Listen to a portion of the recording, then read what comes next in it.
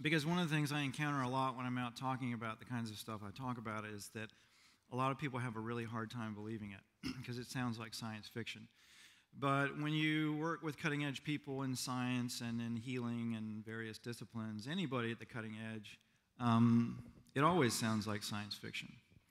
And so I got, it's usually not people who are interested in natural health. It's usually engineers and scientists and gearheads that have a hard time because they've been programmed, just like I was, in school to believe certain things about the nature of matter and energy and those kinds of things. So I had to unlearn a lot of what I was taught in engineering school.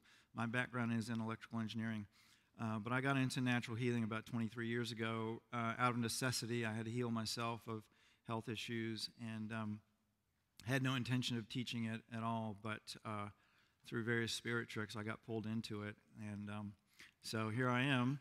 And because of my background in engineering, I see things in healing that other people don't see. And also because I've always loved to learn, and I'm a bit of a weirdo, so I just kind of find these very unusual sources of knowledge and information, and so I work with them and study with them. So today's talk is, what is today's talk? It's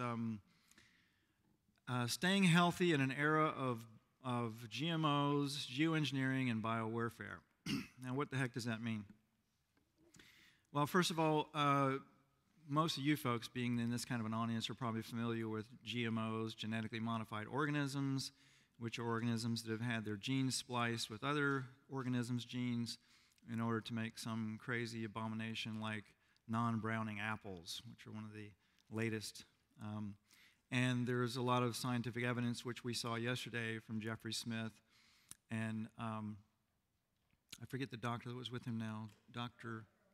Perlmutter, that's right, brilliant people, presenting all the scientific evidence, not all of it, but a lot of scientific evidence about some of the damage that these things do. So you've got genetically modified organisms that we've got to deal with, and if you get those into your body, they can cause problems, so there are ways to heal that and deal with that. Geoengineering pollutants. It has weather modification, and what is being labeled geoengineering is becoming the norm. It's for a long time was a covert military operation around the world, various militaries using weather warfare against each other, but now it's becoming much more mainstream and public. For example, one of the chief proponents of it was a man named David Keith, which I'll show you him in a moment. He's been on mainstream shows like the Colbert Report and all kinds of pop media outlets talking about the need for spraying toxic acids and metals into the atmosphere to stop global warming or climate change, however you want to euphemize it. And so we've got these toxins coming down on us that are being sprayed from the air. And then along with this toxic mixture, now genetically modified microbes are being sprayed upon us, publicly being acknowledged for agricultural purposes, but they're also probably military and other purposes. I started seeing this stuff showing up years ago when I was doing individual health consults with people, and I would send them off for certain kinds of testing, and they would show up with these same metals in their bodies, aluminum, barium, and strontium, and on occasion a biowarfare agent. And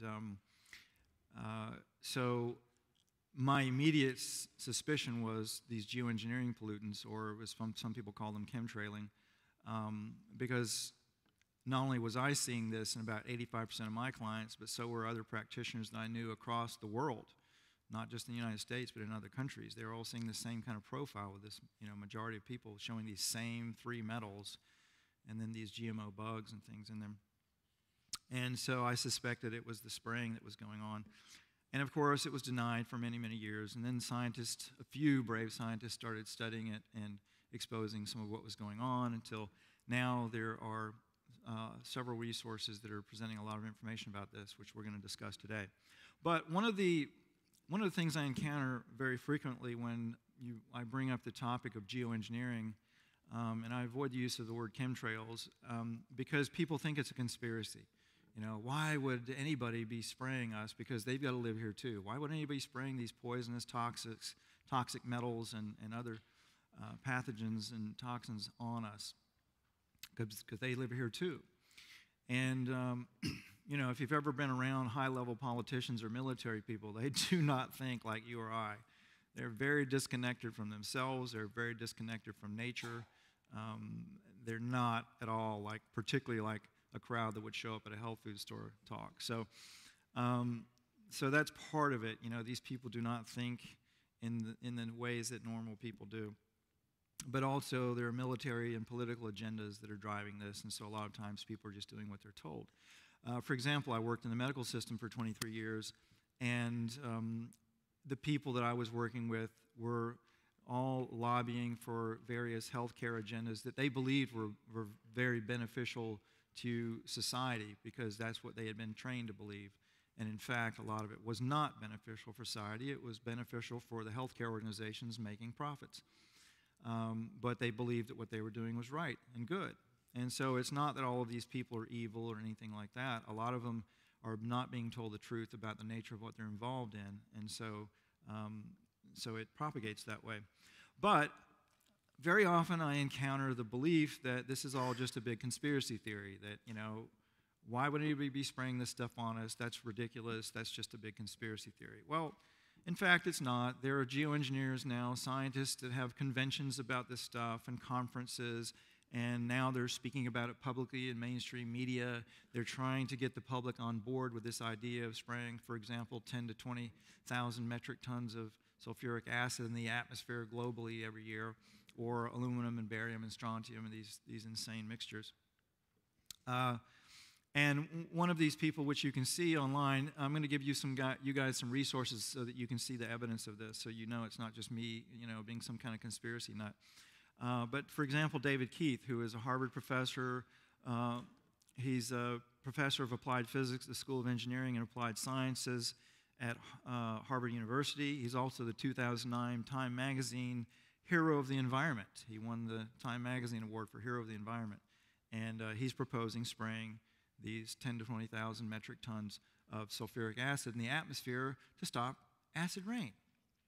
Now, that seems a little odd to me that you would stop acid rain by putting more acid in the environment. Doesn't make any sense to me, but he's out there talking about this stuff very publicly. Like I say, he was on the Colbert Report. He's been on a lot of mainstream media outlets. I don't watch television, so I don't really know, but I've seen some YouTube clips of him. So there's one source you can check out. Now, one of the good things is spraying these toxins is illegal. It's against the law. There's actually Public Law 105/85, which is part of the 1998 National Defense Authorization Act. And it says in that law, restrictions on the use of human subjects for testing of chemical or biological agents, prohibited activities. The Secretary of Defense may not conduct directly or by contract any test or experiment involving the use of a chemical agent or a biological agent on a civilian population or any other testing of a chemical agent or biological agent on human human subjects. So that's the good news. The bad news is there are exceptions. That law does not apply in the case of any peaceful purpose that is related to a medical, therapeutic, pharmaceutical, agricultural, industrial, or research activity, or any purposes directly related to protection against toxic chemicals or biological weapons and agents, or any law enforcement purpose, including any purpose related to riot control. So essentially, the government can spray us, but you and I can't spray each other. Yeah, I know. Isn't it a bummer? So, a little more evidence. There's, you can watch this video on YouTube. It was actually a History Channel documentary, which isn't a very sound scientific source, but it's got some interesting tidbits in it. Declassified human experimentation. You can see that on YouTube. Also, there's some wonderful documentaries that were created by Dane Wigington, excuse me. Sorry, Dane. Dane Wigington and several other people that have produced a movie called What in the World Are They Spraying? And the follow-up to that, Why in the World Are They Spraying? These are on YouTube. You can see them for free. They're superb documentaries. They cover this in great detail, and they show scientific testing, and they have a lot of experts in various fields as to what's going on and why it's going on. So what are the effects of some of this spraying? Well, first of all, when you're spraying these metals onto soil, particularly aluminum, it makes the soil pH 2 alkaline by hundreds of times. And so that blocks plant nutrient absorption, and it harms plants and makes plants die off. And so if you're spraying this stuff all across the world, you're killing off all the wild plants and, of course, also crops that cannot withstand this stuff. Fortunately, though, Monsanto has come up with about, I think, several dozen patents for plants that are aluminum resistant. So if we destroy all of the natural plant genome, no worries, Monsanto's got us covered. They've got genetically modified plants that can take their place, and that is probably part of the agenda. These metals that are being sprayed, aluminum, barium, and strontium, toxify people and land and food supplies and water, and they weaken immune systems. And of course, aluminum is well known when it deposits in the brain for creating neuromuscular disorders like Alzheimer's disease, Parkinson's, those kinds of things. Interestingly enough, aluminum powder is a fire accelerant. It's used in fireworks. So it's a perfect way to create a fire hazard. And in fact, that's exactly what's going on. If you check with firefighters, particularly ones who fight forest fires, they will tell you that nowadays when there are forest fires, they're much more severe and burn quicker and hotter than they used to. And you know, California has been sprayed heavily with the metals, and of course we've had immense forest fires out in California for the last few years that burned down a lot of property and threatened a lot of property, and it's because the plants all have fire accelerant on them. And as I mentioned, aluminum causes brain and nervous system damage. The fallacy that is being told in the public media is that we need to do this because of global warming and that there's no hope for us to change our habits of burning fossil fuels and blah, blah, blah, blah. Well, that's an absolute lie, because we have had multiple alternative technologies, multiple fuel technologies that can not only power everything on this planet non-toxically, but also clean up the mess very quickly. Back in the early 90s, I worked with a man named Yull Brown. That's Y-U-L-L, Brown.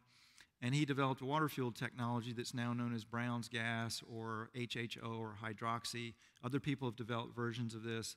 And that gas can be used to power things non-toxically, but also you can use it to clean up air pollution and water pollution, because you can take polluted water, even radioactive water, and you can put it into the tank of one of these devices, and it will pull the H2O out, convert it into a gas that has very weird quantum properties, and you can burn it, and it will implode back into pure H2O while it powers your vehicle, leaving the toxins behind, which you can then use a flame from the gas, which has these very weird quantum properties, and you can burn the radioactive or other toxic elements and transmute them into non-toxic elements. Brown did this many times in front of large audiences. He did it in front of Department of Energy officials and senators and politicians. You can see a YouTube video on, if you go to that radiation links page that was showing up, which I'll mention in just a moment, you can see a video of this, of a man giving a lecture talking about Brown's process. Basically, he would use the gas to burn radioactive elements or toxins with aluminum and iron, and it would combine them at the atomic level into other elements and neutralize the radioactivity or the toxicity. So, and that's just one example. There have been many others that we'll talk about. But the fallacy is that, that we need to do this because we don't have any other options, and human nature is such that, we're not going to convert to any kind of fuel sources that aren't going to continue to pollute the planet and create these global climate issues. Well, that's not true, but also the idea that spraying these metals to create a reflective blanket, they call it solar, reflective solar management. When you blanket the earth with these highly refined metal powders, they float in the atmosphere, and of course eventually they come down, but it creates, the scientists will tell you that it reflects the sun back and it lowers the surface temperature of the earth, mimicking what happens with volcanoes. When they spew out ash, it blocks the sun and reflects the sun, and it lowers the surface temperature of the earth, lowering global warming globally. But in fact, it does that for a while on the sunny side of the Earth, but meanwhile, on the dark side of the Earth that's not facing the sun, it acts as an insulating blanket and maintains the heat there. So it doesn't actually lower the surface temperature overall of the Earth. And also, you know, if it was true that they were mimicking these volcanoes, why not spray mineral powders like volcanoes do that are extremely regenerative to all life on the planet? You know, it's been shown over and over again, particularly in Europe, when you spray rock powders over large areas of forest and lands, it remineralizes the earth and you get incredible growth and you get disease going away and all kinds of stuff. So it's a big fallacy that's being told that, oh, we've got to do this. We don't want to do it. It's insane. Oh, but we got to do it. No, we don't. And it's not that these people don't know about these solutions. You know, some of these people may not, but you can rest assured that governments know about it because Brown's gas, for example, every senator in the United States in 1995 was presented with a dossier from Ewell Brown showing his technology being witnessed by DOE officials, and also by various senators and scientists, you know, and offering to do demonstrations for them, including Al Gore, who was a senator at the time. You know, an inconvenient truth. Part of the inconvenient truth is that they know about these technologies and they're not letting them out. And another thing that happens when you put these metal particles up in the atmosphere, it changes the ionization of the atmosphere and you get severe weather. You get severe droughts, severe floods, severe lightning, severe winds, hurricanes, tornadoes, all of that, which is exactly what we're seeing. Why would they do this? Why would anybody spray these toxic elements if they're living in it too? Well, you know, why do a lot of industries do things that are toxic to everybody on the planet? The good old-fashioned greenback, money, right? That's one of the major motivators. There's a lot of money being made off these technologies, and also there are military agendas. I believe that one of them is reducing population because when you look at these things that are coming down, and I'm seeing this in testing, I'm not relying on somebody else's data. I'm seeing this coming down in rainwater. I'm seeing it in people's bodies, in testing, and it's clear to me that, you know, there's absolutely no way you could justify spraying genetically modified virulent microbes in the atmosphere for any beneficial purpose. You know, I just don't buy that. So I think population reduction is part of the process. There's also profit from commodity and stock market speculation. The Chicago Mercantile Exchange, for example, now has weather futures, so you can bet on the weather. And that's exactly what the big agricultural companies are doing. They are investing in weather futures so that if their crops fail, they actually make more money if they fail than if they succeed. So they have absolutely no motivation to have a successful crop and to feed the world. And as I said, there's military and political agendas. You can, for example, if you can control the weather in a country, you can manipulate the food supply, you can cause droughts and floods, and you can get people in power ousted when people are starving. All kinds of interesting things happen. You know, my wife is from Taiwan, her mother was from China, and I asked her, you know, I went to China and I was hearing all these horrible stories about what Mao Zedong did during World War II, starving entire cities. And I said to her, how was he able to get people to comply with all these crazy agendas that he wanted to do? For example, turning children against their own families, you know, kind of like the Hitler Youth. They had the Red Guard in China. How was he able to do that? And she said, her mother said, by starving people. He would starve entire cities. He would cut the food supply off to entire cities. So imagine cutting the food supply off to an entire country. People revolt, they rebel, they overthrow the government, they're looking for change of any kind. And so that also can be a big military advantage if you want to, say, invade a country and topple a dictator or, you know, anybody. So just a little quick stuff. This is in your handout, so I'm going to go over it very quickly, but just some source of information so you can see this is not just me saying this kind of stuff. The American Meteorological Society has an article, actually it's a research paper that was done by a whole slew of people, about 20 different scientists, called Indirect and Semi-Direct Aerosol Campaign, The Impact of Arctic Aerosols on Clouds. Okay? There are tons of patents on these technologies. You know, if it was all a big conspiracy theory, if it's not a conspiracy theory, there's got to be mechanisms for doing this, there's got to be patents, because nobody's going to spend all their time and effort developing these technologies only to have somebody take them from them, particularly other countries. So there are patents on these things. You can search them and find them. A lot of them are classified, so you're not going to see all of them. But here is a research paper from the AMS. And there's the second set of scientists. So this is not like, 2 or 3 scientists getting together and doing this little thing. There's a slew of scientists from different countries all doing research on this stuff and doing research papers for the, in this case, the American Meteorological Society. Also, the Council on Foreign Relations, our good friends there, they had a workshop on unilateral geoengineering, unilateral planetary scale geoengineering, okay? So countries are getting together and they're having conferences about this. Politicians are having conferences about this stuff. What do we do with it? How can we change public opinion about it? Those kinds of things. There's the briefing notes for that same conference. Also, Science, which touts itself as the world's leading journal of original scientific research, global news, and commentary. This is not the National Enquirer. This is a respected physics and science journal. And they've got this article, The Politics of Geoengineering. You can Google this, you can find it, or you can go to the URL in your handouts. Other articles on that website, Shifting the Debate on Geoengineering. Now there's a great one. It's like, ooh, we don't want the public perception to be that this is not good for them. Let's change it. Also a test for geoengineering. Here's the atmospheric radiation measurement program that was created by the U.S. Department of Energy in 1989. They have this article online, which you can see, Indirect and Semi-Direct Aerosol Campaign, okay? So that ain't no conspiracy theory. This is an interesting research paper that you can actually Google and find yourself live. It's absolutely amazing. It's a PDF document. It's like 57 pages, and it's a document. It's a research paper that the Air Force paid to have done studying weather control. And they make no bones about it.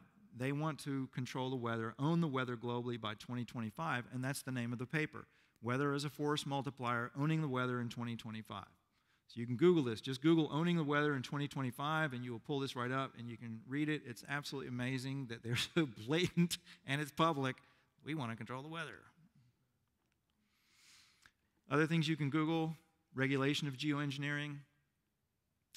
House of Commons, this is in the UK. Their House of Commons had a report on the regulation of geoengineering, and in this report they noted that they have a need for working with the United States on this,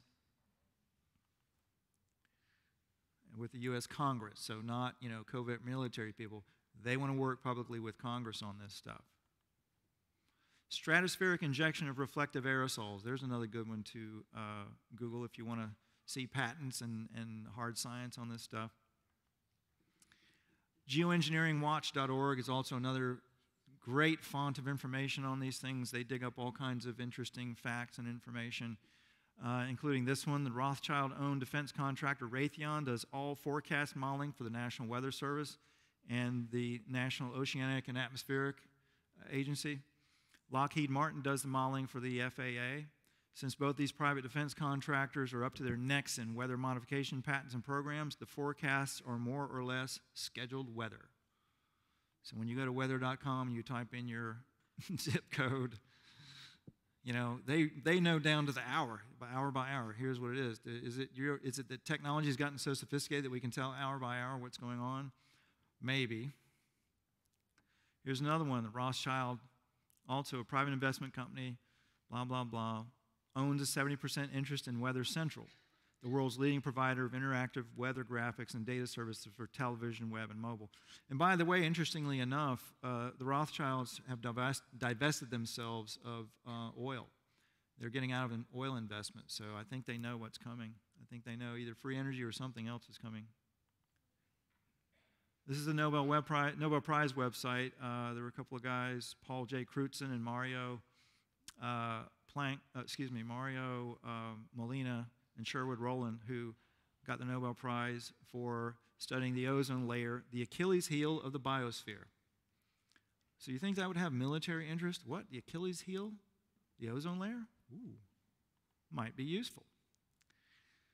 This is a satellite view of the southeastern United States of geoengineering patterns and scalar wave patterns. You know, if commercial aircraft were flying these patterns, they would go bankrupt really fast because, you know, the whole point of flying commercial aircraft is to minimize your expenses and keep your flight paths as direct and on time as you can. You're not going to be flying checkerboard patterns back and forth across the country and across the world, but that's exactly what's going on. And if you look over here to the right, you see kind of a peppery cloud formation. And that peppery formation is a classic longitudinal wave signature, a scalar wave signature from devices called interferometers that are being used for weather manipulation in combination with these metal aerosols. Some links which are in your sheet, carnicominstitute.org. They have done a lot of study of these biological agents that are being sprayed and analyzing them, seeing that they're genetically modified organisms with some very gruesome effects when they get into the human body. For example, Morgellons disease or Morgellons syndrome, where you have these lesions all over the body and you get these filaments growing out of the skin that look like fishing string. And conventional medicine can't identify them because they're not normal biological materials. They're these genetically modified materials. So Carnicom Institute is doing a lot to expose those GMOs and what's going on with those microbes. Geoengineeringwatch.org, as I mentioned, aboutthesky.com, tetrahedron.org. Dr. Len Horowitz, he's been exposing a lot of major stuff about these biological agents. I'm amazed he's still alive, but God bless him. And then my website, radiationlinks.freshandalive.com, and morgellonsresearchgroup.com. There's a lot of good information. That's in your handouts. Other terms you can Google: bioengineering, Morgellons disease, cross-domain bacteria, GMO microbes, Len Horowitz, Dr. Leonard Horowitz, geoengineering, chemtrails, GM microbes invade North America. That's an interesting article that's kind of mainstream about 6 different genetically modified microbes that are publicly being admitted to being sprayed for agricultural purposes. Sophia Smallstorm, who's exposing a lot of information about this stuff. Red Ice Radio, Vincent Friedman, he's got an interesting interview on Red Ice Radio, and he worked with the Carnicom Institute on this research. And then Cliff Carnicom. The Carnicom Institute discovered, for example, that most food, even organic these days, has these GM filaments meshed inside of them, particularly root crops like potato, showing these GM filaments in our food, even organic, by the way. And they're showing GMO fibers in pig lungs, in rhododendron leaves, all kinds of stuff. And these are GMO fibers in a human being with Morgellons syndrome.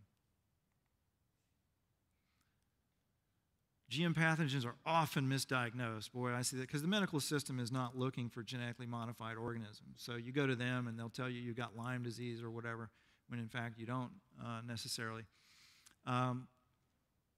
And this is not new. This has been going around for a while. In World War II, as a matter of fact, the Japanese engineered the Lyme disease spirochetes and weaponized them. We've been weaponizing microbes for thousands of years, actually. You know, in ancient Rome and other cultures, they attempted to use bacteria against their enemies, sometimes with disastrous effects on themselves. So, you know, when you ask, well, why would they be spraying this stuff if it's going to hurt themselves? Well, because they're dumb, basically. That's why. Yeah, they've been dumb for thousands of years. The people in power very often. Also, I was talking to a friend of mine the other day, particularly about the Roman Empire, and, you know, they were using lead pipes for their water supplies. So they were getting poisoned through, you know, lead plumbing, and also from drinking vessels, particularly the royalty and the leaders. You know, they were using toxic metals that were considered rare and fancy in those days that were poisoning them and driving them mad, probably like Caligula. And so, so yeah, you basically got a bunch of madmen and maybe a few mad women, but I think it's mostly men who are doing this stuff and have been doing it for a long time. So, you know, it's funny because in an audience like this, like, who doesn't know that genetically modified organisms are bad for you? Does anybody here not know that?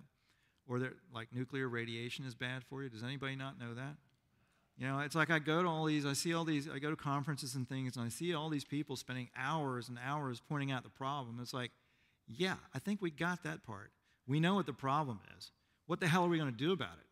What's the solution? Well, there are tons of solutions, as it turns out. And there are solutions that you can do. And that's the important point here, is that you can't wait for some brilliant scientist or some government agency or whatever to save your butt. You got to save your own butt now, not in the future. Not waiting for legislation or voting. You know, it's laughable when I see this Pavlovian response on YouTube when things come out in the mainstream media to stir up the population and keep them divided and conquered and fighting each other, whether it's race or fear of the next disease or, you know, vaccination or whatever. It's like there's this steady stream of fear being put out in the mainstream media, which is mind control. No bones about it. It's mind control. And if you're plugging into that, all you're plugging into are more of the problem. And, you know, the ultimate trump card is that consciousness creates reality. That's not some metaphysical conceit. It's been scientifically shown now how the brain and nervous system, I talk about this in my workshops and my talks, how the brain and nervous system put out these scalar energy waves that, if they have enough duration and intensity, they slow down and coagulate into matter, and they can actually alter matter within the body and heal things and do all kinds of stuff, restructure different things in the body. I've seen people, for example, restructure bones in their body just in a few hours working on their minds. So there's amazing things that can be done, but there's also a lot of really cool, simple things that can be done that are very inexpensive, and that's what I'm going to show you today. So first of all, getting this stuff out of your body and out of living organisms. Because if this stuff is coming down on our crops, and even organic crops and biodynamic crops, you still got to deal with it. First step is to get it out of your body. Now, first of all, this is a disclaimer. What I'm about to tell you is my opinion. This is not to be construed in any way, shape, or form as medical or health advice. I'm not a licensed health professional of any kind. It's just me sharing with you things that I've experienced. So do not take this as any kind of advice. And in fact, I would recommend you don't do anything here or take any of my advice, because certain government agencies wouldn't like it. Not very much. So just take this for educational purposes, but don't do any of it. This is just what I've done, okay? The first thing that I do, of course, with myself is if I come across something, I'm feeling sick or whatever, I go get testing to find out exactly what's going on. And fortunately, I've found methodologies that I use that I trust that can identify these GMO bugs and radiation and things like that in the body.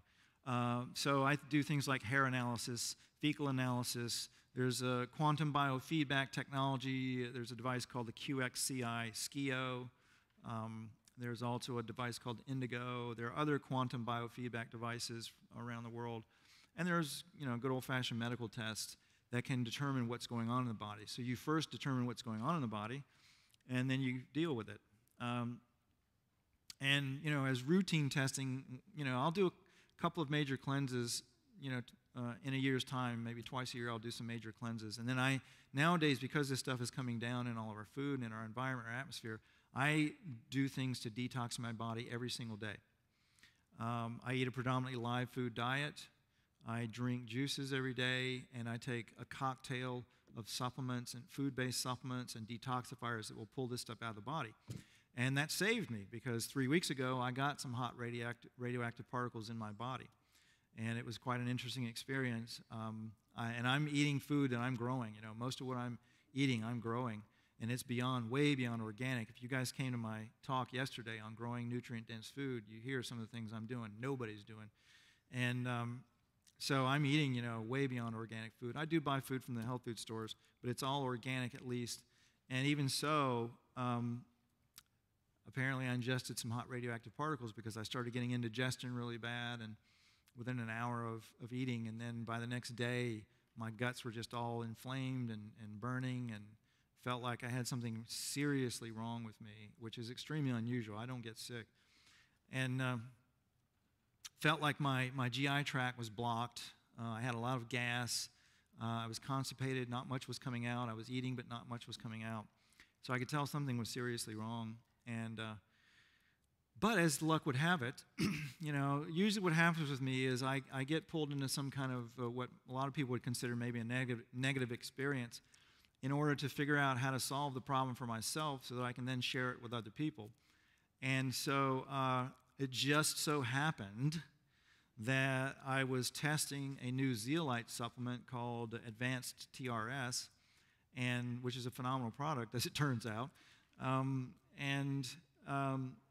That zeolite apparently pulled this stuff out of my body, because by the time I got tested 4 days later, 5 days later, the radiation damage was showing from alpha, beta, and gamma radiation, but the particles were no longer in my body. So fortunately, you know, it came and went pretty quickly, and the radiation damage was fairly minimal. And because I'm eating a regenerative diet every day and doing all these food-based supplements and things, it healed up really quickly. And I was also using some energy devices that will actually heal and neutralize radiation damage. So you know, in a week's time, I was fine as a fiddle, no problem. Had I not been doing those things, you know, God knows what would have happened. I mean, typically what happens is people have all sorts of health issues, and then they get something like cancer, and they up and die. So, you know, it's pretty serious stuff, but the good news is you can pull these things out of the body. You can also transmute them in the body, which we're going to be talking about. And then good old-fashioned herbal cleansing, internal cleansing, not just herbal cleansing. I do herbal cleanses. I do a lot of different supplements that I'll be talking about some of them. But now I detox on a daily basis. I take this cocktail of all these different nutrients and detoxifiers every day. I'm juicing every day. I'm eating, you know, mostly maybe 80% live food, that mostly what I've grown. And when you do all that stuff, diet high in chlorophyll, low in sugars and carbs, that kind of stuff, when you do that, you just stay healthy. These things pass very quickly.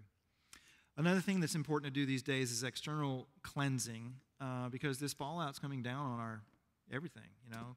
You can see videos on YouTube of people doing swipes on their cars and checking it with Geiger counters in different parts of the United States and showing radioactivity.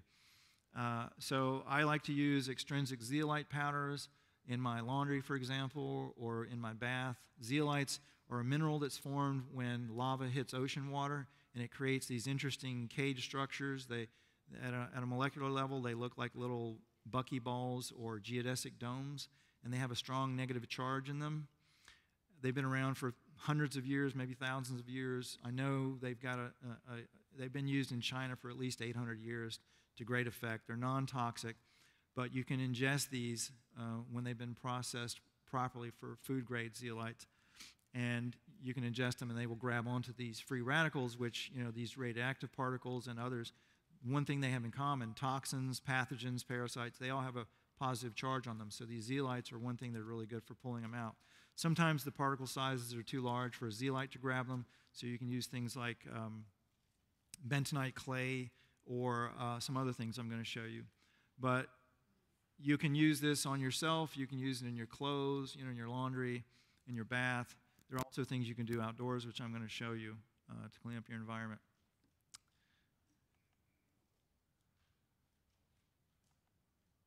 Now, this, as I mentioned, I got these radioactive particles in me, apparently, and this supplement here on the right was the one I was taking. I don't sell it. Hopefully I will one of these days, but right now I don't. Called Advanced TRS, and that I've used a lot of different zeolites, and in my experience, when I've taken other brands of zeolites, they work well for detoxifying the body, but they create teeth sensitivity for me, and that's a very typical response with a lot of people. Makes your teeth really sensitive to hot and cold and stuff. And this one doesn't with me. The man who developed this worked for another zeolite company and left them and figured out a way to clean the cages, so to speak, of these zeolites with vitamin C to empty out any deposits of minerals that might be locked into them. Normally when zeolites are mined from the ground, some of the cages are already occupied with minerals in them, and so he figured out a way to clean all of them and to break the particle size down, make them very small so they can get into the body anywhere that water can get into. So that's a really phenomenal product. And also Gabriel Cousins at the Tree of Life Institute, Tree of Life Rejuvenation Center out in Arizona, turned me on to this one called Rad Neutral.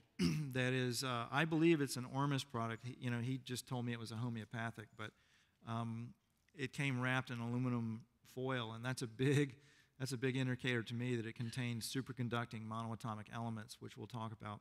And these monoatomic elements are amazing for healing and they're very regenerative. They're found in food and they're found in natural water. But they also can help remove and transmute radioactive elements. So that's a really good product, I'm told. Gabriel told me that's the only thing he's seen in testing that will remove all of the radiation from the body.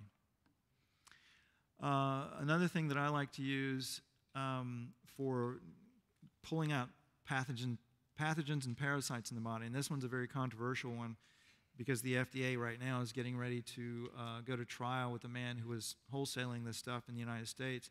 It's called Miracle Mineral Solution or Miracle Mineral Supplement, also known as MMS, also known as chlorine dioxide. It is a bleach. It smells and looks like Clorox. It was approved by the FDA decades ago for use in water purification and in disinfecting cutting boards and meats in restaurants and other uses. So it's already been approved for human consumption. But since a man named Jim Humble and other people were using it to heal cancer and other, quote, incurable diseases, suddenly it became a big issue with the FDA. And so they've gone after the people that are promoting and selling it. But I use this stuff, and it's absolutely amazing. It's like a silver bullet for these pathogens, especially these GMO bugs. Really phenomenal product.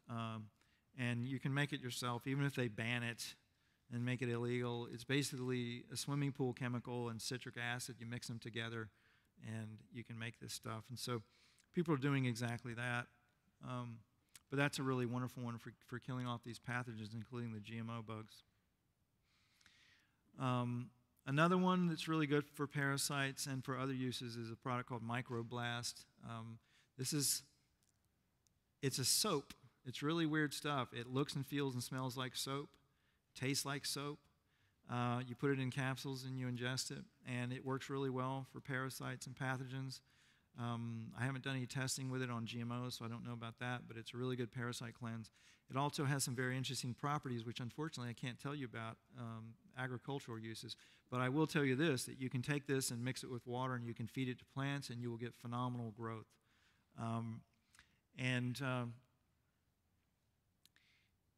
This stuff must have these monoatomic elements in it. It must have these superconducting, highly regenerative ormus elements or monoatomic elements, because the way that it acts just like them in producing growth and healing.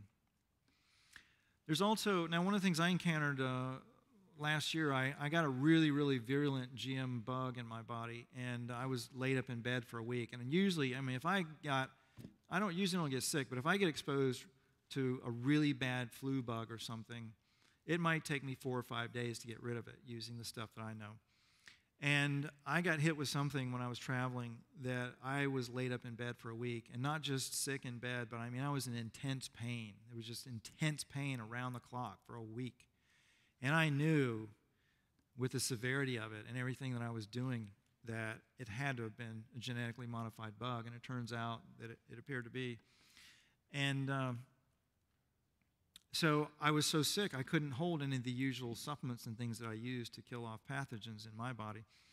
And so I had to develop a protocol for myself that could help knock this stuff back enough to where I could at least get to the point where I could use other things.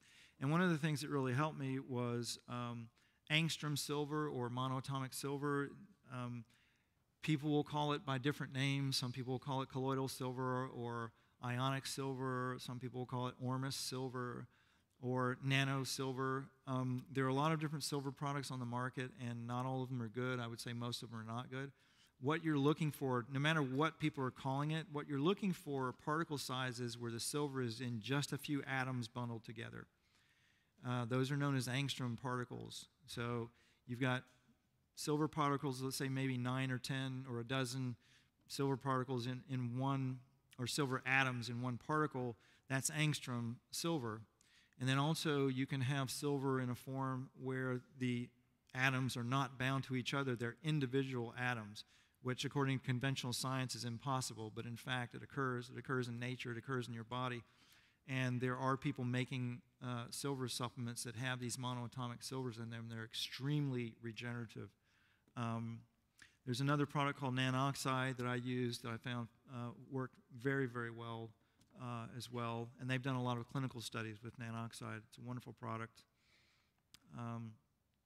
Another thing that I use whenever I get sick is a colon cleanse, an intestinal cleanse called oxy powder. It's really simple to do. You take a few capsules before you go to bed, and basically it releases oxygen through the gut. It loosens stools and bowel movements and plaque and things that are stuck in the colon and the GI tract. But it also, because it's oxygen, while you're sleeping, normally these pathogens rebuild. You know, when you're laying there, you're not able to take in any fluids or supplements or things. You're knocked out. And so these organisms, they're very, very smart, and they talk to each other. It's actually called quorum sensing now. It's kind of one of the new hot buzzwords in microbiology. It's quorum sensing. They talk to each other, and they will actually plan attacks. They will kind of grow and grow and grow and grow in you and not attack until they're strong enough and in enough quantity and your immune system gets weak that they can attack, and they do. So during the nighttime, they rebuild and they regrow while you're sleeping. But this oxy powder is really good at flooding the GI tract with oxygen, and oxygen kills off pathogens. So it helps knock them back in the middle of the night. Another thing that I like to use is known as a parasite zapper. There was a man named Dr. Bob Beck who developed this, also Hulda Clark. They developed these electronic devices that basically, these two copper discs on the side of the device are electrodes, and it's powered by a battery, and you turn it on and you stick it up next to your skin, and it puts out a weak electric signal that you don't feel, but it travels over the surface of the body, and it creates a pulse, a square wave pulse, which pathogens and parasites really don't like, and so it helps kill them off. So that's one of the things when I get really virulently sick and I can't do some of these other supplements, my stomach can't handle it. This is one of the things I've got strapped to my abdomen, and you can move it around the body to different things.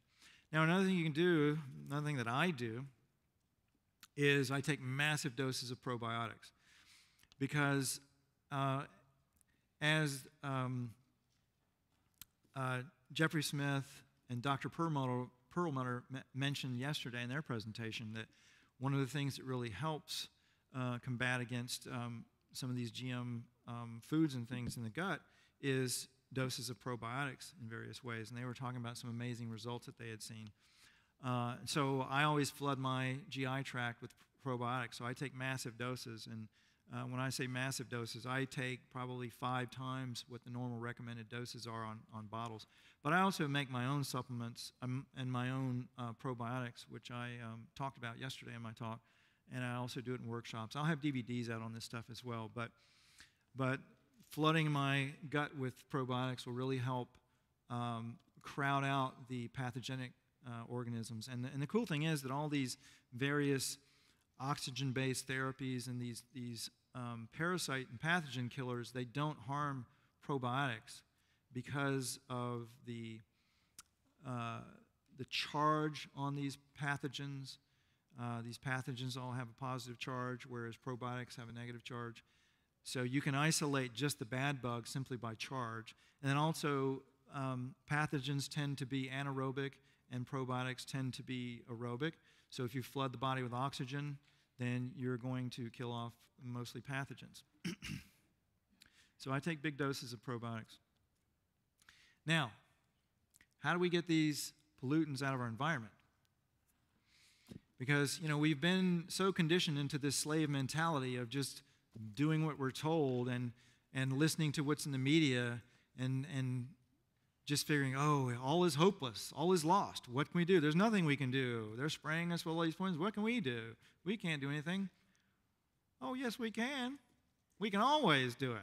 And the reason said, like I said earlier, it's because the one big trump card that we all have that the powers that be don't want us to realize is that consciousness creates reality. It's not some kind of metaphysical metaphor. Our brains and nervous systems are scalar wave generators. We'll talk about scalar energy here in a moment. Scalar energy is this faster than light energy that can slow down and coagulate into matter. It can alter matter. It also creates the electromagnetic energy that we see and that we can measure. And our brains and bodies are scalar wave generators. So we can generate this energy, and if we have enough duration and intensity of focus on it, we can alter the matter within our bodies. We can heal ourselves and you can do all kinds of amazing things with scalar energy technologies, which I'm going to talk about. But the first step is to understand that you create your reality and truly, truly get that. When you get that, then all you have to do is do a few magical hand motions like this and this on your computer on Google, and you'll find the answers. They're out there. What motivated me to discover all this stuff was when the Fukushima nuclear disaster occurred. The first thing I thought, because of the technologies I had worked with in the past, my first thought was, gee, I wonder if the United States is using scalar energy weapons to create that earthquake that created the tsunami. So I Googled Fukushima scalar weapon, and one of the first things that came up was the Minister of Finance of Japan being interviewed by the former editor-in-chief of Forbes China, and in that video on YouTube, he said, on the public record, that the United States had used scalar energy weapons, not just that one time in the case of Fukushima, but 2 times before, in order to blackmail the United States, in order to blackmail Japan into economic policies against China that had to do with China making moves to make the yen the world's reserve currency, which is the currency that countries use to do business with amongst themselves. So, for example, if Germany wants to buy oil on the open market, typically in the past they would have to convert their marks into dollars. They would have to buy dollars with their marks and then go buy oil. Whereas in the United States, because everybody is using dollars to buy things with, we just print more money and go buy stuff. It's monopoly money. And so that, our government really doesn't want that to change, because if it changes, we're going to have the mother of all economic collapses. So according to this Minister of Finance, the United States had already used weapons twice on 2 cities on the west coast of Japan. They did this again and created this earthquake. And you've got Fukushima. So I figured, well, if they're using scalar weapons to create these problems, there's probably people that are using scalar energy to solve the problems. And, had I not thought that, had I not been in the inclination of thinking that, I would just have said, oh, woe is me, everything's terrible, we're going to hell in a handbasket, we're all going to die. But that's not how I think. So I started looking for the solutions, and it turns out there's tons of solutions. There's tons of people making scalar energy devices, and not just brilliant scientists, but also lay people doing it. Before we talk about scalar energy, I want to talk about microbes for cleaning up the environment, because it's one thing to go out and build yourself a scalar energy device, which we're going to talk about. But before you even do that, there's some really ridiculously cheap things you can do to get this stuff out of your environment. One of them is using a microbe mixture called effective microorganisms. This was developed by a Japanese agriculture professor named Teruo Higa. It's in your notes. That's for YouTube listeners, that's Teruo Higa, Dr. Teruo Higa. He was a Japanese agriculture professor in Okinawa. And back in the 60s and 70s, he was working with microbes to try and develop improved agricultural methods. And he failed miserably over and over again for like 20 years or so. And finally, in disgust, he, after beating his head against the wall for many years trying to find this microbe or that microbe that would improve agriculture, he couldn't find one, so he threw all of his experiments away, all his microbes. He just threw them away on a compost pile. And the compost pile just took off. All kinds of stuff started growing out of it. It broke down really fast. And then he realized it was a synergistic blend of microbes that was beneficial to living organisms. And so he developed this product called effective microorganisms, also known as EM1, and the brand name. And there are other people selling it under other brand names. And it's ridiculously cheap. I think a quart of it is like 24 bucks or so. And you can take it. The cool thing is it's a probiotic, so you can use it, you can ingest it and use it as a probiotic. You can use it as a household cleaner, a non-toxic household cleaner. You can mix it with water and spray it, for example, in your shower, and it eats mold and scum, soap scum. I mean, it literally eats it. I had an air conditioner full of mold and just riddled with mold. And I sprayed that stuff full strength on the inside of the air conditioning and all the insulation, and then I ran the air conditioner and sprayed it into the intake, and it blew it through the air conditioning system. Came back 2 weeks later, and all the mold was gone. And I don't mean the mold was dead and still there. The mold was gone because this stuff eats it for food. So it's great for mold and mildew remover. You can use it as a degreaser. You can use it as an odor eliminator. It's great for spraying on pet stains or in barn stalls. It's great for that. You can use it with animals. There's tons and tons of uses. You can remediate polluted water. You can take a dead, stagnant pond and bring it back to life with this stuff. You can also neutralize radioactivity in the atmosphere with it. And as it turns out, Teruo is doing exactly that in Japan. You can see this. This is in your notes, but if you go to that radiation links page on my website, radiationlinks.freshandalive.com, you can see a video there of a Japanese farmer in Fukushima City. And he has 0 detectable radiation on his soil and his crops, and he's able to sell his crops radiation-free when all the farmers around him are massively radioactive.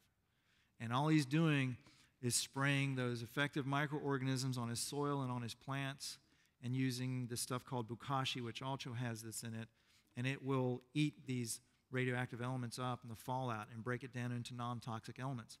That's what microbes' jobs are. You know, parasites and pathogens and microbes, their job is to break down toxins into non-toxic elements. Molds and fungi, that's what they do. That's their role on Earth. They're not bad things. They just become harmful to us when we're out of balance. So there's a simple, ridiculously cheap thing you can do, and not only is it cheap to buy, but you can make gallons and gallons and gallons of this stuff yourself.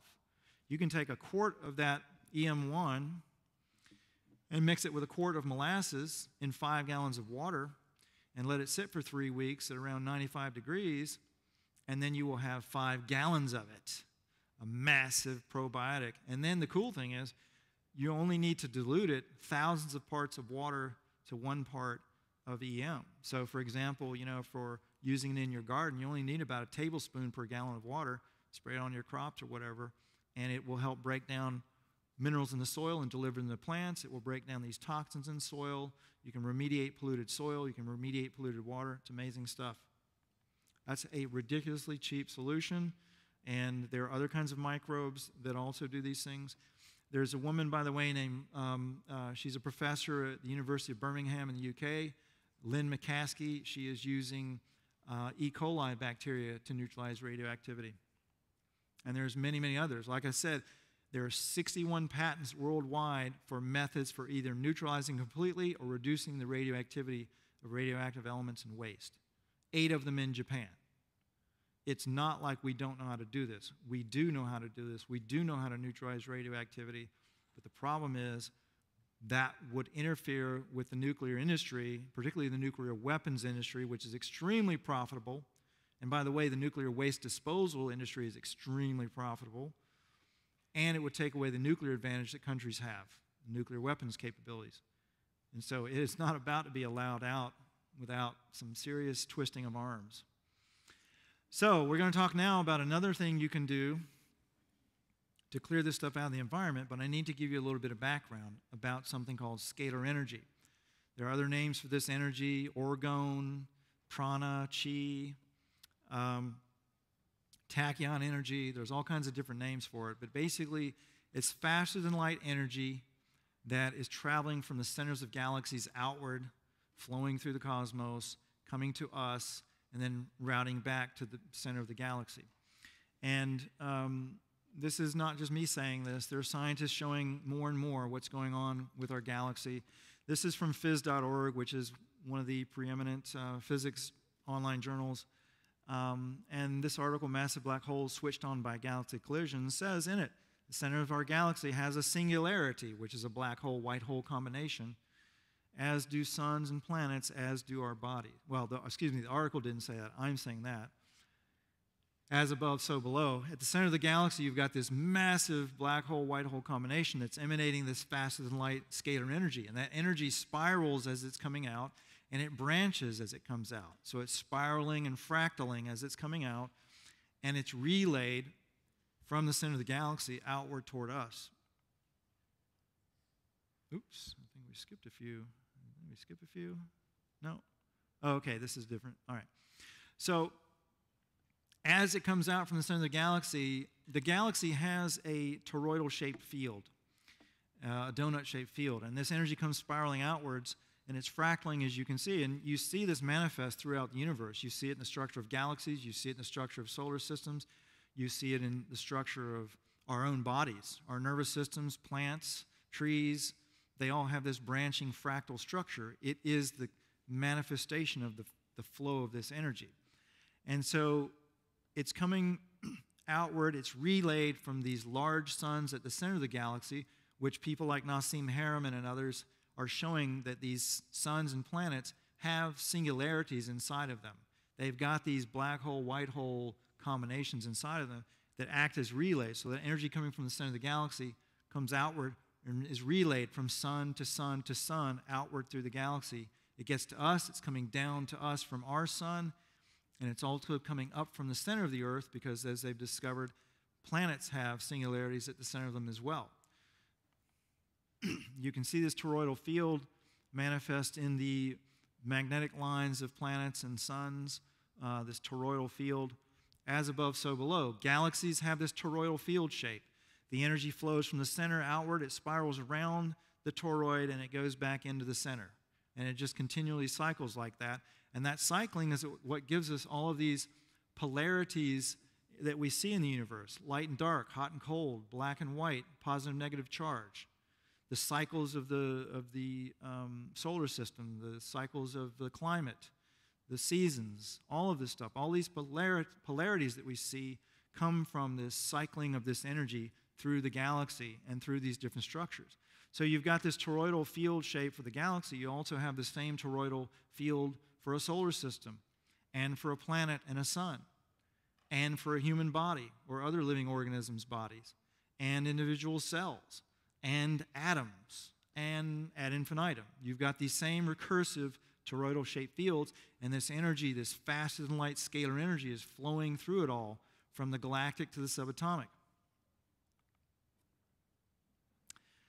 In the case of our solar system, the sun, we're taught this model that the sun's sitting here in the solar system and planets are spinning around on this flat plane around it. Well, that's not actually how it works. Everything in the cosmos is cycling and moving in 3D space. And so our sun is actually spiraling through the galaxy, and as it's spiraling, the planets are trailing along behind it, spiraling themselves. They're not just sitting still in a flat plane.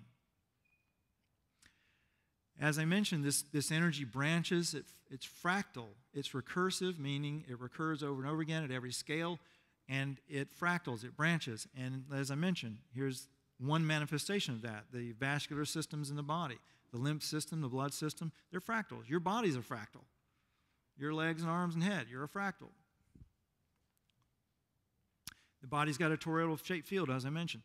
Crystals also can act as conduits for this energy. They can capture this energy because they've got these superconducting monoatomic elements hiding within them. These monoatomic elements, also known as Ormus elements, orbitally rearranged monoatomic elements, they are superconductors. They have a lot of weird physical properties. They're anti-gravitational. They can pick up extremely weak fields. So, for example, in soil where these monoatomics exist, they can pick up the fields from all the celestial bodies around us for many light years and imbue them into the soil, into crystals in the soil, sand and rock crystals in soil, pick up these frequencies of energy and emanate them into the water and into the soil, which affects plant growth and all kinds of things. You can also use them, for example, in healing. When you see some body workers that do energy work like Reiki, they will take crystals and hold them when they're working on people and direct energy through them. It's because crystals are oscillators. You can send energy in one frequency and it'll come out the other end in a different frequency based on what crystal you're using. So these crystals have these monoatomic elements hiding in them. They alter frequencies, and they also emanate scalar waves just by themselves. And one of the interesting things about these Ormus elements, by the way, these monoatomic elements, is they're multidimensional. They're not regular matter. They're this metamatter that exists simultaneously in three-dimensional space-time and also in other dimensions or frequencies of time and space. So they actually connect other dimensions of time and space to 3D. So I'm going to mention something else. It's called the Schumann resonance. This is a pulsing. When these energies are coming down from the cosmos and from the sun and also from lightning, they will strike the surface of the earth. They bounce back. they hit the ionosphere, and they just keep bouncing back and forth, back and forth, back and forth.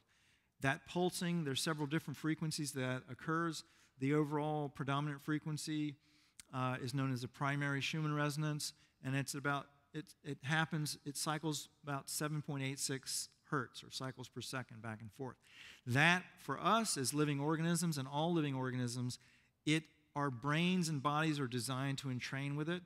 Our nervous systems and brains are designed to entrain with any kind of pulsing, and this pulsing will relax us and de-stress us and get us into deep sleep states at night, get us into delta and theta sleep at night.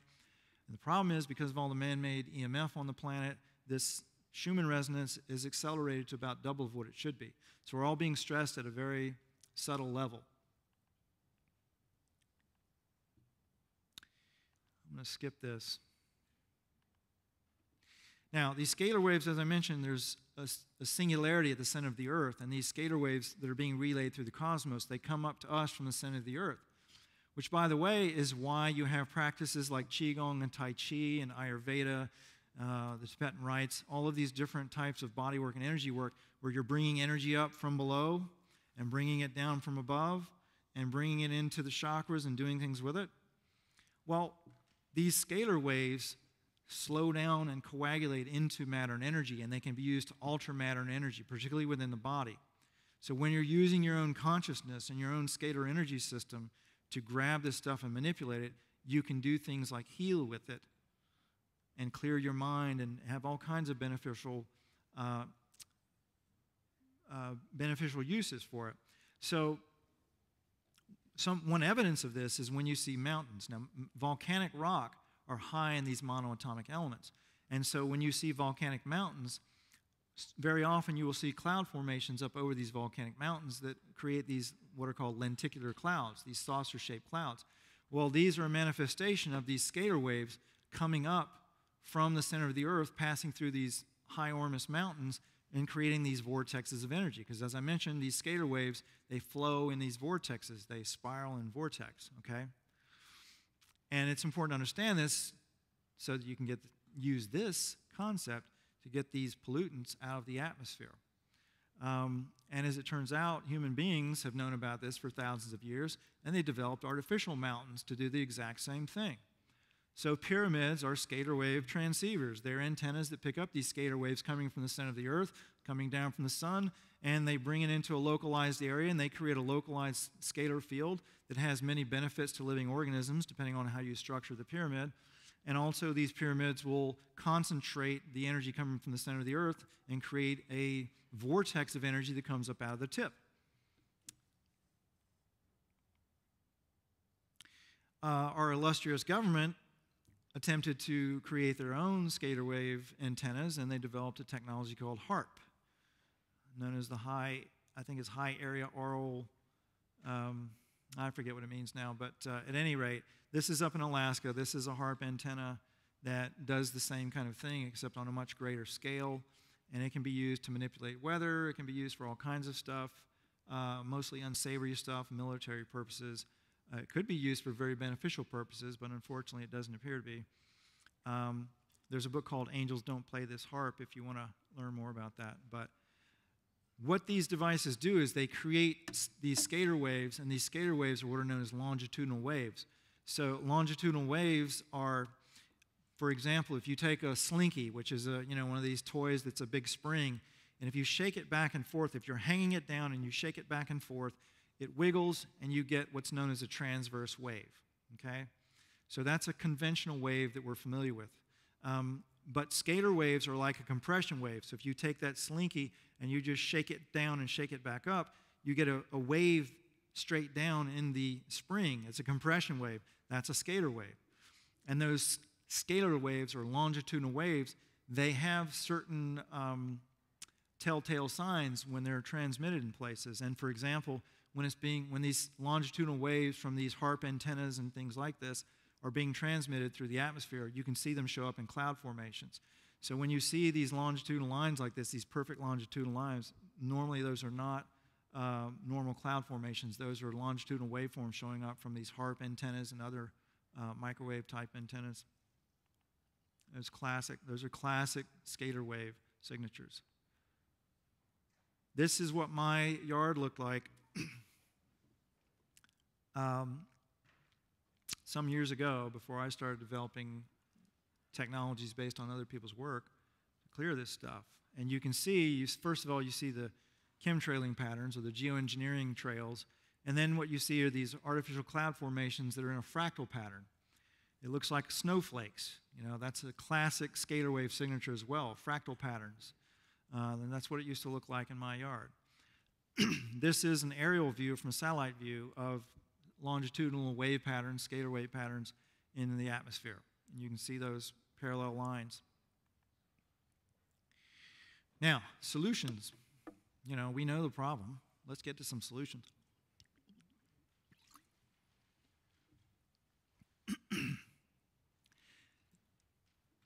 Now, all this stuff that I've been talking about may sound like a bunch of New Age nonsense to some of you, but I promise you it's not. There are heavy-duty scientists and sometimes Nobel Prize winners that are making discoveries in these areas and have done a lot of science exposing this stuff.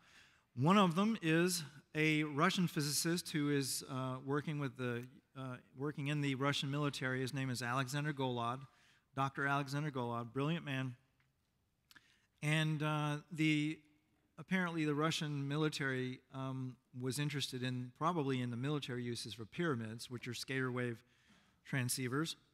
And so he had a multi-million-dollar budget, and annual budget, and so he went up experimenting with pyramids, various sizes. And he made a lot of brilliant discoveries. He discovered, for example, that all of the pyramids on Earth, you know, all of the ancient pyramids that we see around the planet, are part of one big scalar energy grid system. And whoever designed that system had to have had, at the very least, air flight capabilities thousands of years ago, if not space flight. And even though these pyramids were often built at different periods of history by different cultures, they all were pointing in certain directions and were obviously part of one planetary scalar energy grid system. So there had to have been direction over a long period of time from somebody who had at least air travel capabilities thousands of years ago. So Golod discovered that, but he also discovered some really cool uses for pyramids. And one of them is clearing pollution out of the atmosphere. He built this 144-foot high pyramid outside of Moscow. It's made completely out of fiberglass and wood and glue, no metals whatsoever. Golod discovered that metals act as waveguides, or they can act as interference for these scalar waves. And so he built his pyramid out of electrical non-conductors. And in general, any electrical non-conductor is going to be a scalar wave conductor. So you can use plastic or wood or stone, certain things, to build pyramids or other scalar energy devices to create these devices for various benefits. This is the inside of Golod's pyramid. They found that there are a lot of healing properties. People can go into these pyramids and get healed of diseases and all kinds of stuff. So these big stone spheres here in the middle, they look like, you know, they're painted as planets and things, but they're large stone spheres. They are energized by the pyramid, and they emanate a strong scalar field, which people sitting near them, a lot of times they will get healed of diseases. So that's what these people are doing. They're sitting around inside this pyramid hoping to get healed. This is the inside of the pyramid. Some of the benefits of his pyramid. They discovered that this pyramid would detoxify groundwater and reduce hardness and nuclear radioactivity in the atmosphere and in groundwater for a 350-kilometer diameter. So it'll neutralize radioactivity, or at the very least reduce radioactivity inside the pyramid and outside the pyramid in the atmosphere. It would eliminate toxins in groundwater for many miles around. It would enhance all living organisms, plants, animals. They all grew faster and they healed faster in the proximity of this pyramid. It'll neutralize poisons placed inside of it. It improves the immune system and cellular regeneration and other activities in the human body and in any living organism, in fact. It increases the yields of seeds. It increases the growth and strength of microbes, particularly beneficial probiotic microbes. And by the way, it would kill off pathogens. Here's an interesting one. It would reduce the frequency and severity of seismic activity, lightning, and severe weather. So they noticed this thing would stop hurricanes and tornadoes. It would stop earthquakes. because they found out it would release tectonic shifts all the time gradually instead of letting it build up and release all at once. It heals the ozone layer, lowers the viscosity of oil wells, which increases their yields, not necessarily one that we're interested in, but it also brought back new water to the surface. A lot of springs started popping up in the areas around his pyramid, and the reason is because spring water, groundwater, is high in these monoatomic elements, which are anti-gravitational. Microbes in soil, they eat the rocks, break them down into angstrom and monoatomic particles, and the monoatomics want to rise to the surface, but they can't because they're held down by the soil, so they get washed by rain down into aquifers, and they get concentrated in the aquifers, and then they levitate up through spring heads. So when you've got a pyramid in proximity to this, they make those ormus elements more anti-gravitational, and so they push up harder, and you wind up with new spring heads. Brilliant. So if you've got some property and you want to see if you can get some springs, build yourself a pyramid.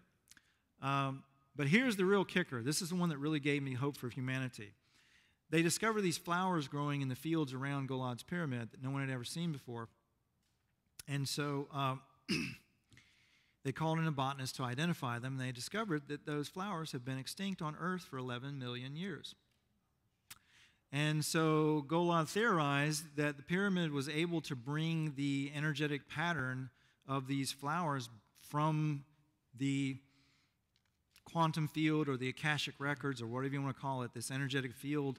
And he believes that everything that has ever existed or ever will exist is in this energetic pattern that was brought in by this pyramid and manifested as this extinct flower. So, that tells me the one irrefutable fact is these flowers were extinct on Earth, and now they're back, and only around his pyramid. So that tells me that we have the possibility of bringing back extinct species. There's tons of other people who have methods for neutralizing radioactivity. There was an Arizona State University professor emeritus of physics in 1975 named Radha Roy, who developed what is called the Roy process. If you search on YouTube, you can see videos about this. It's really hard to find information about the Roy process, but he developed a method in 1975 for neutralizing radioactivity completely and inexpensively, relatively inexpensively, and spent his career trying to get it out to the public, and it was unsuccessful. He died in the 80s. Dr. Thomas Bearden, also former NASA nuclear engineer, he's got a patent on a method for neutralizing radioactivity. There's tons of others. As I mentioned on that radiation links page, there's 61 patents worldwide. They're all listed there on my website for methods for reducing and neutralizing radioactivity. Paul M. Brown, he's got a U.S. patent on a method for neutralizing radioactivity. He was very successful with that. Lynn McCaskey, as I mentioned, at the University of Birmingham in the UK. Dr. Chiruhiga and others. Yul Brown, my former friend Yul Brown. Dr. Konstantin Meil, a German physicist. He's one of the preeminent scalar physicists in the world. He's developed technologies for free energy and other things if you want to study this stuff. Here's the patents. There's the 61 patents for neutralizing radioactivity. Now, so I saw Golad's work. I was also studying a man named Wilhelm Reich's work. Back in the early 1900s, there was a man named Wilhelm Reich here in the United States who was a contemporary of Sigmund Freud's. He was a psychiatrist, and he developed technology. He was actually studying human sexual aberrations, and he discovered this energy in human beings that he called orgone. And he started playing with that energy and working with that energy, and what he discovered was that he could actually build these devices that he called cloudbusters that would improve the weather. It would stop droughts. It would stop severe weather of all kinds. And unfortunately, all of Reich's technology and documents were taken from him, and he was jailed and died in jail back, I think, in the 60s. Very sad story. There's actually several documentaries on YouTube about him, and I think there's a new one coming out. Reich did a lot of amazing things, and he was vilified, of course, for it. So a lot of times when you Google his name, you'll see all kinds of nasty reports about him being a sexual deviant and all kinds of things. But at any rate, he developed this technology called a cloudbuster. And so when I was looking for solutions for Fukushima fallout online, I found a lot of lay people were building devices, cloudbuster-type devices. And there was also a man named Carl Hans Wells who back in the 1980s developed this material called orgonite that mimic the principles that Reich came up with, but it basically was a non-conducting resin like fiberglass or other non-conductors that you could put metal particles and crystal particles into it, particularly high Ormus-bearing minerals that have a high degree of superconductivity, and you could mix it all together and it would emanate scalar waves, and you could structure it into the form of pyramids and things like that, and you could have similar effects to what Alexander Golod was working with. And so I started playing around with it with the intention of hopefully keeping the nuclear fallout from coming down on me. And this is, again, what the sky looked like in my backyard before I worked on this stuff. And so I just basically used the combination of these people's techniques and wound up developing a device that would clear it. So I call it the Sky Shield. I was not able to produce this or bring it out to the public, unfortunately, because I had death threats and I had to go into hiding. And I didn't want to die like Ewell Brown did, and other people I've known have been poisoned and shot and killed. So unfortunately, I haven't been able to do anything with it. But there are lots of other people that are working on these technologies, including Alexander Golod. But I discovered, very interestingly, that after everything was said and done, this is what my backyard looked like afterwards. The sky in my backyard looked like. All the fractal patterns and the chemtrailing, all the crap was gone, and we had normal weather. This is one of the side effects that Golod discovered with pyramids, that these pyramids, they create this big scalar wave vortex that's like an upside-down tornado of energy, and that upside-down tornado folds in on itself, and it actually gets stronger as it goes away from the source, and it acts like a vacuum cleaner in the atmosphere for all these charged particles that are not supposed to be there, and it pulls them out into space. And Golod proved this with some top-secret Russian radar, observing what was going on with his pyramids. So you can do simple things like making orgonite pyramids, making these devices that will do the exact same thing in your own backyard. And in fact, lots of people are doing that, and you can go online and you can see this. If you Google Cloudbuster or orgonite or YouTube it, you can see people showing how to make these devices. And they work. They really work. When I first discovered this, I had these little pyramids, like you can see up here, just these little pyramids that I was making for getting people into deep sleep and de-stressing them and stuff like that. And my manufacturing people had put 3 of them outdoors on a table to cure in the sun, to cure the resin. And I was out mowing the grass, and as I was mowing, I looked up, and there was this big fat chemtrail being laid. And as I was looking at it, it started boiling and spiraling, and it just fell apart and disintegrated right before my eyes. And I thought, what the heck is going on? And so, when I got back to the house, I saw they had put these 3 pyramids out, and I thought, no, it couldn't be that. So I drove around town, and it looked like there was this circle that was clear. You could see like all the chemtrails and fractal patterns everywhere except this circle right around our house. So I drove around town, and it appeared to be about a 5-mile diameter that these 3 little pyramids were clearing. So I thought, well, if this is really doing this, then let me put a bunch more. So I put a total of 7 of them out. And I waited a couple hours, and I couldn't see anything in the sky abnormal. So I drove around, and I went out on the freeway, and I drove, and I drove, and I drove, and I drove. And it wasn't until I got 75 miles away that I saw the edge of the event horizon of this.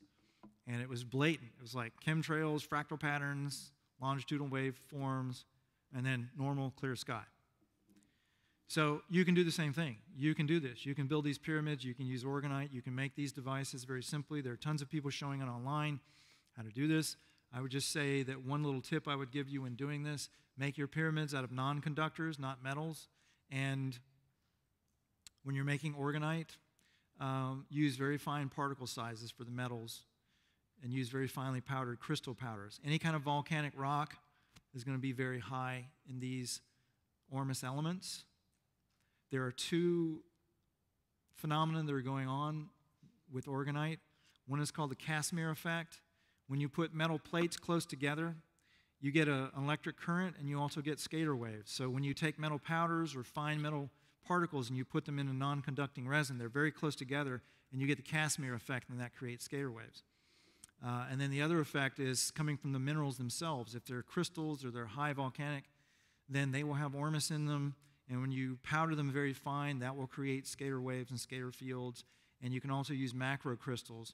So for example,